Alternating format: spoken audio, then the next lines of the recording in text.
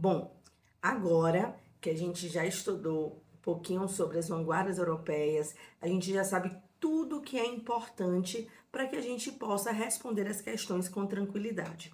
Então, agora a gente vai pegar algumas questões do Enem, né, referentes a esse conteúdo, para a gente ver na prática como é que ele é cobrado, o que que espera da gente, né, dessas questões quando a gente fala sobre as vanguardas europeias. Uma coisa interessante e que é muito comum nessas questões de literatura de modo geral, principalmente tratando das vanguardas europeias, é o fato delas estarem vinculadas a imagens. Né? Então, assim, é muito comum as questões das vanguardas europeias virem vinculadas a imagens. Por quê? Porque a gente sabe que as vanguardas europeias, né, elas trazem, elas estão muito vinculadas às obras artísticas, né, a questão da imagem. Né? Então, a gente pode dizer que primeiramente, essas vanguardas europeias, elas surgem nessas artes plásticas, né? Então a gente tem a primeira expressão dessas vanguardas europeias dessa forma, para depois a gente ter uma questão mais literária, né? A questão da escrita, da literatura sendo a arte da palavra, digamos assim. Então é muito comum o Enem vincular questões de vanguardas europeias a questões estéticas. Então é muito comum vocês verem imagens. Então isso daí é algo que a gente já pode se atentar. Então a primeira questão aqui que nós temos é uma questão muito bacana, né, que traz uma imagem aí de Tarsila do Amaral, que é nossa, né, brasileira. Então, o Enem ele vai trazer o quadro de Tarsila do Amaral e é interessante que vocês olhem as referências, né, tanto de imagens quanto de textos escritos, porque muitas vezes essas referências elas podem nos dar algum indicativo importante para a gente responder a questão, tá? Então, a gente tem aqui um quadro, Mamoeiro, de Tarsila do Amaral. Não acho que é o mais famoso, né? O mais conhecido e muito utilizado em questões de modo geral de concurso de Tarsila do Amaral. Eu esqueci o nome, é um nome meio esdrúxulo, Abapuru, acho que é Abapuru. Alguma coisa desse tipo, que é um homem sentado, né, com formas assim muito grandes.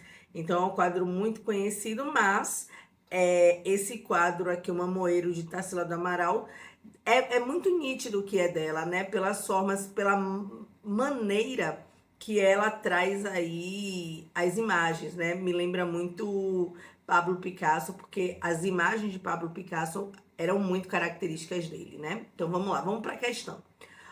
O modernismo brasileiro teve forte influência das vanguardas europeias. A gente já trabalhou isso aqui. A partir da Semana de Arte Moderna, esses conceitos passam a fazer parte da arte brasileira definitivamente. Tomando como referência o quadro O Mamoeiro, identifica-se que nas artes plásticas há. Então perceba que ele vai dialogar exatamente um conceito que a gente trabalhou na aula na parte mais conceitual anterior das vanguardas europeias, né? Porque de fato, as vanguardas europeias, a gente já viu que ela não é uma escola literária, ela não foi considerada literalmente uma escola literária, mas sim uma fase de transição, né? E que o modernismo brasileiro bebeu muito, né, dessas vanguardas europeias, porque de fato elas trazem aí a questão do inconsciente à tona. Então ela vai valorizar muito essa questão do inconsciente. Então, como ele quer agora o seu poder de interpretação. Uma vez que você sabe o conceito, você entendeu o que são as vanguardas europeias e entendeu a importância dessas vanguardas europeias para o modernismo brasileiro, ele quer saber como é que isso foi reverberado aqui. Então vamos lá. Letra A. O Mamoeiro identifica-se, né, que nas artes plásticas a imagem passa a valer mais que as formas vanguardistas. Letra B. Forma estética ganha linhas retas e valoriza o cotidiano. Letra C. Natureza passa a ser admirada como espaço utópico. Letra D. Imagem privilegia uma ação moderna e industrializada. Ou letra E. Forma apresenta contornos e detalhes humanos. Olha só, Essa é uma questão que é assim, lembra que a gente consegue excluir três? Quais as três que você excluiria aqui? Já pensou? Olha só. Primeiro, né, a letra A. A letra A é muito mais fácil da gente excluir, porque ela traz assim: imagem passa a valer mais que as formas vanguardistas. Não tem uma predileção de uma coisa entre outra, muito pelo contrário. A gente que estudou as vanguardas europeias, a gente viu que em cada uma das vanguardas, um aspecto era eu não vou dizer mais valorizado, mas mais evidenciado do que outro, né? Então, imagem, não tem uma questão da imagem necessariamente, né? Passa a valer, não. Então, a letra A a gente já descarta. A letra B, forma estética ganha linhas retas e valoriza o cotidiano. A gente sabe que as vanguardas europeias, cada uma delas vai ter ali uma característica. Então, essa a gente vai guardar porque, sim, a gente tem aí uma vanguarda europeia, não é, que valoriza a questão do geométrico, né? Lembrou aí qual é? Cubismo, né? Então vamos guardar aí a letra B. Letra C, natureza passa a ser admirada como espaço utópico. O que é uma utopia? Algo ideal que a gente não vai alcançar. Mas perceba que nesse quadro mamoeiro, a gente não tem esse espaço utópico. Na verdade, a gente tem um espaço ali, a natureza associada, vinculada ali à questão, né, do cotidiano e tal. Então, nada de utópico aqui. D. Imagem privilegia uma ação moderna, industrializada. Eu não consigo ver ali nenhum tipo de modernização, né? Muito pelo contrário, a gente percebe nada de industrializado, muito pelo contrário, a gente percebe ali a presença de mamões, né? De fruta, de natureza. Então, em detrimento, talvez, até dessa questão industrializada. Então, a letra D também eu descarto. Então, letra E, forma apresenta contornos e detalhes humanos. Sim, né? Apresenta contornos e detalhes humanos, mas não é ali essa forma que a letra E traz, né? Só ela tá fazendo uma breve descrição da imagem, mas aqui a gente precisa vincular a questão da estética das vanguardas europeias, né? Então a gente precisa aí linkar não com um conceito genérico, mas sim com um elemento mais pautado na questão das vanguardas europeias. Então a questão correta é a letra B. A forma estética ganha linhas retas, então você percebe que o quadro de Tarsila de Amaral tem formas, mas são formas muito bem ali colocadas geometricamente, né? Então você tem muita linha, você tem muito esqueci o nome dessa forma, gente, de bola, não é bola, né? Cilindro, né? Ou seja, então a gente percebe que vinculando a questão das vanguardas europeias, então a gente tem uma forma estética que ganha linhas retas e valoriza o cotidiano, porque você tá vendo ali, né? Pessoas passando ali, uma mulher saindo de sua casa, roupa estendida no varal, então coisas ali do cotidiano. Então, questão correta, letra B, uma questão fácil, uma questão assim super tranquila, né? Então você aí, eu tenho certeza que ia adorar essa questão, porque ia acertar assim de cara, de cara. Vamos agora para uma próxima questão, né? Eu não sei se vocês sabem disso, mas o Enem ele tem algumas predileções e o Enem adora cubismo e surrealismo. Expressionismo ele também gosta, mas assim é muito recorrente questões de cubismo na prova do Enem, né? E assim, essa questão mesmo que vocês estão vendo, por exemplo, o Enem, ele já trouxe duas questões com essa mesma imagem aqui de Pablo Picasso, com essa mesma tela, né? Então, perceba que a gente tem umas predileções, a gente tem essa percepção aí do Enem. Mas vamos lá. O pintor espanhol Pablo Picasso, um dos mais valorizados no mundo artístico, tanto em termos financeiros quanto históricos, criou a obra Guernica, em protesto ao ataque aéreo à pequena cidade basca de mesmo nome. A obra, feita para integrar o Salão Internacional de Artes Plásticas de Paris, percorreu toda a Europa, chegando aos Estados Unidos e instalando-se no MoMA, de onde sairia apenas em 1981. Perceba que, assim, aqui é um texto apenas para explicar um pouco do contexto da imagem.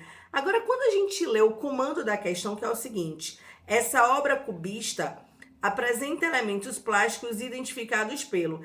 Perceba que essa é uma questão que ela quer que você relacione só a imagem, né, da obra aí de Pablo Picasso a os elementos característicos do cubismo.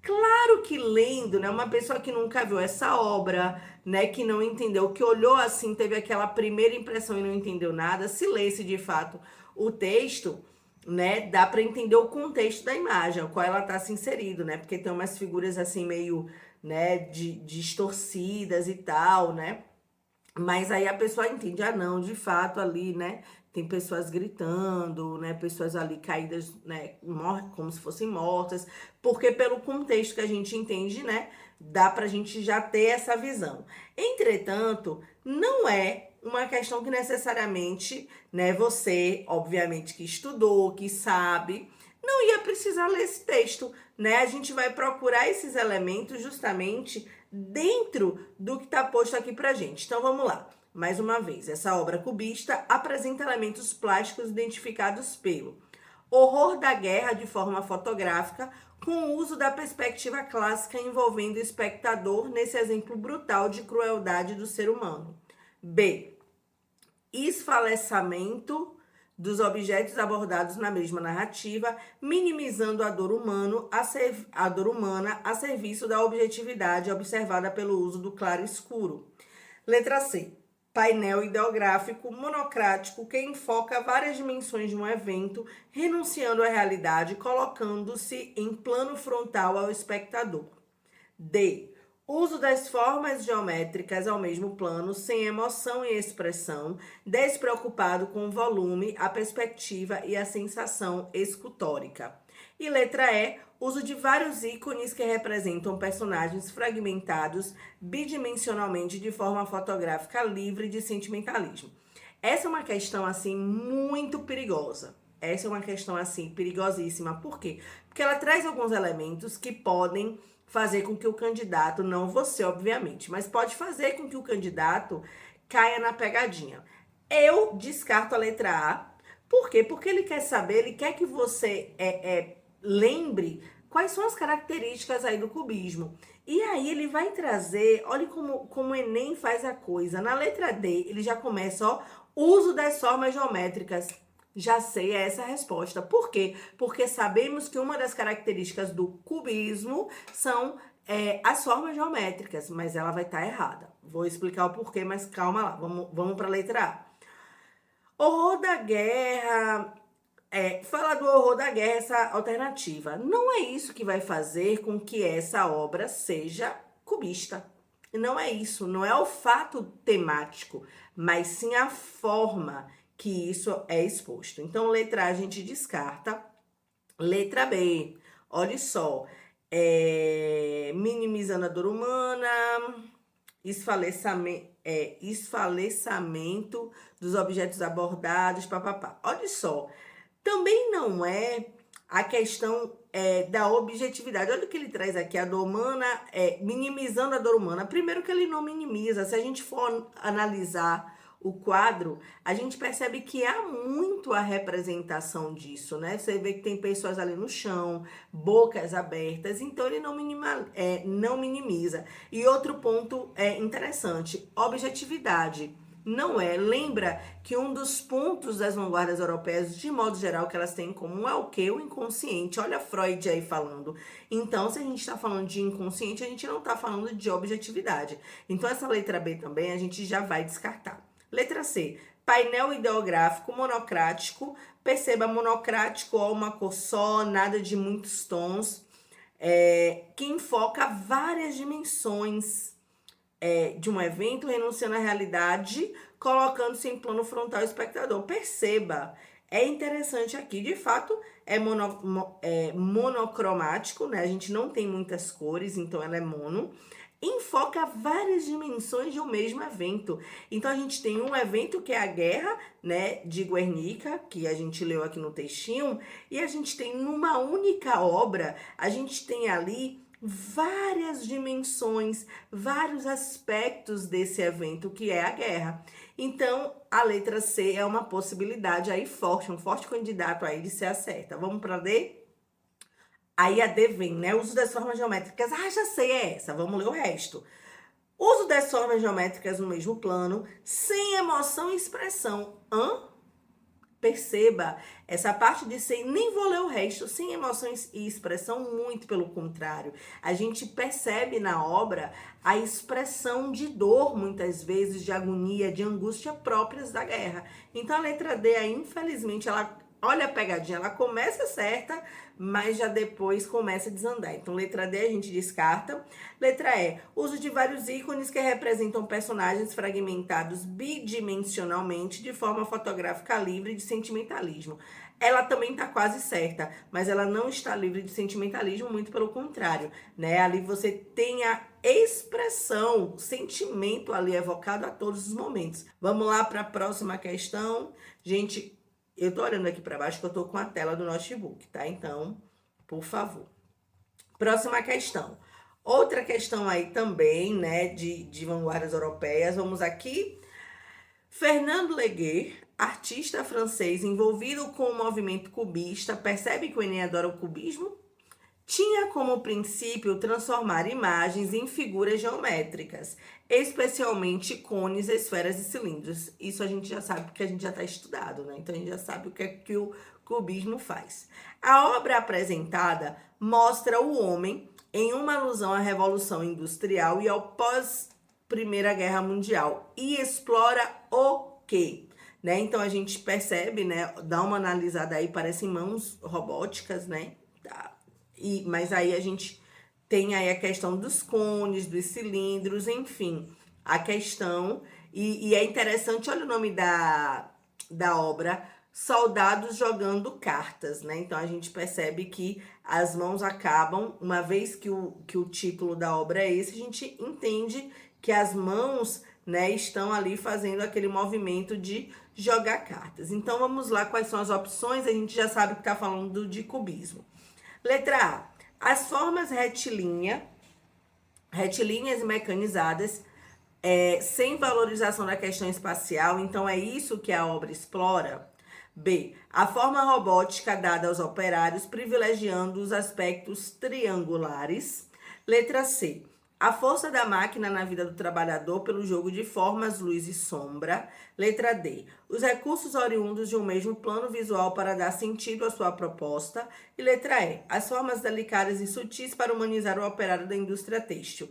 Ó, essa letra E a gente descarta logo, né? Formas delicadas e sutis não tem nada de delicadeza ali. Muito pelo contrário, a gente percebe que ali não humaniza não, né? Muito pelo contrário, as formas ali, elas não são delicadas justamente porque não pretende humanizar, pretende mostrar essa perspectiva robotizada, mecanizada. Olha aí, cuidado com as pegadinhas que o Enem traz. Então a gente já descartou a letra E, vamos voltar para a letra A. As formas retilíneas e mecanizadas sem valorização da questão espacial, não. Aí há uma hiperinclusiva valorização da questão espacial. Perceba que é justamente essa questão espacial que dá o movimento da imagem. Teve essa percepção? Pois é. Então, letra A aí, não. B, a forma robótica. Opa! A forma robótica dada aos operários, privilegiando os aspectos triangulares. Não privilegia aí os aspectos triangulares. Por quê? Porque a própria descrição ali está dizendo que a privilegiação ali é de cilindro, esferas e cones. Olha aí, então o que errou aí na letra B foi a forma, os aspectos ali geométricos, né? Então não é os aspectos triangulares aí que estão sendo privilegiados. Então letra B quase certa. Letra C. A força explora a força da máquina na vida do trabalhador pelo jogo de formas, luz e sombra? Sim, né? Questão fácil, mas vamos ver a D? Os recursos oriundos de um mesmo plano visual para dar sentido à sua proposta. Não tem o mesmo plano visual, muito pelo contrário. A gente percebe que há uma movimentação na imagem, então fácil, questão letra C, uma questão delícia, uma questão não difícil, tranquila. né? Então, a resposta correta aí eita, dessa questão é a letra C. Buguei aqui, meu Deus do céu. Vamos para a próxima. Ah, eu quero ver qual é a próxima. Peraí, a próxima questão. Deixa eu ver aqui, gente. Peraí. Bom, vamos lá. Próxima questão. É uma questão bem interessante, né? Então, vamos lá. A gente tem aqui, é uma questão diferente, por quê? Porque as alternativas são em formas de imagens. Então, vamos dar uma lida aqui no comando primeiro, né? Caso você fosse escolher uma ilustração para um artigo sobre os transgênicos, qual das obras de Magritte abaixo estaria mais de acordo com esse tema tão polêmico? Então, a gente tem que entender um pouco, né? Transgênicos, na época dessa questão, os transgênicos estavam muito em evidência, né? Então, é uma questão aí que estava super em alta. Mas vamos ler o textinho. Os transgênicos vêm ocupando parte da imprensa com opiniões, ora favoráveis, ora desfavoráveis. Um organismo, ao receber material genético de outra espécie ou modificado da mesma espécie, passa a apresentar novas características. Assim, por exemplo, já temos bactérias fabricando hormônios humanos, algodão colorido e cabras que produzem fatores de coagulação sanguínea humana. O belga René Magritte, um dos pintores surrealistas mais importantes, deixou obras enigmáticas. Caso você fosse escolher uma ilustração para um artigo sobre os transgênicos, qual dessas obras aí vocês acham que estariam mais de acordo com esse tema, transgênicos? Então aí, eu acho que é uma questão, eu gosto dessa questão, acho muito interessante, né? Por quê? Porque você aí vai, uma vez que você entendeu o que são os transgênicos, você vai escolher qual dessas imagens todas são dele, desse artista, mas qual delas você acha que seria melhor para ilustrar essa ideia dos transgênicos? Letra A, B, C, D ou E? Eu acho uma questão fácil, eu acho que você não escolheu outra opção diferente da letra B, obviamente, né? Por quê? Porque a gente percebe ali na letra B que tá ali uma mutação, né? Uma coisa meio peixe, meio humanoide. Então, eu acho que você acertou essa porque é uma questão super fácil. O Enem deu um presente pra gente aí. Bom, e para finalizar, mais uma questãozinha, né? Vamos aqui. Olha só, essa questão ela começa aqui com uma frase, né? Então vamos lê-la. Todas as manhãs, quando acordo, experimento um prazer supremo, o de ser Salvador Dalí. Já traz aí uma personagem, não, um personagem, melhor dizendo, que a gente precisa ter um pouquinho de senso de quem é ele, quem foi ele, né? Então, quem foi Salvador Dalí? Por quê? Porque se ele tá aí, é porque alguma coisa vai vincular a ele. Então, é bom que a gente tenha nessa memória. E aí, eu já indico que, assim, óbvio que vocês não vão saber quem foram todos os autores, todos os artistas vinculados nessas vanguardas europeias. Mas olha o que eu já disse para vocês anteriormente, que as vanguardas europeias, elas estão muito vinculadas às obras de artes, né? A questão da pintura, da estética visual mesmo. E aí é interessante que vocês, pelo menos, conheçam os principais, né? Então a gente tem ali Pablo Picasso no cubismo, e Salvador Dalí, ele foi ali um artista muito excêntrico, né? E ele figurava aí na vanguarda europeia surrealista. Então, é bom que a gente evoque isso para que a gente possa fazer uma conexão mais fácil com as características dadas, tá? Então, vamos lá. Assim escreveu o pintor dos relógios moles e das girafas em chamas em 1931. Esse artista excêntrico deu apoio ao general Franco durante a Guerra Civil Espanhola e, por esse motivo, foi afastado do movimento surrealista por seu líder André Breton. Então, se você não lembrava qual das vanguardas europeias Salvador Dalí figurou, ele já deu a dica aqui que foi o surrealismo.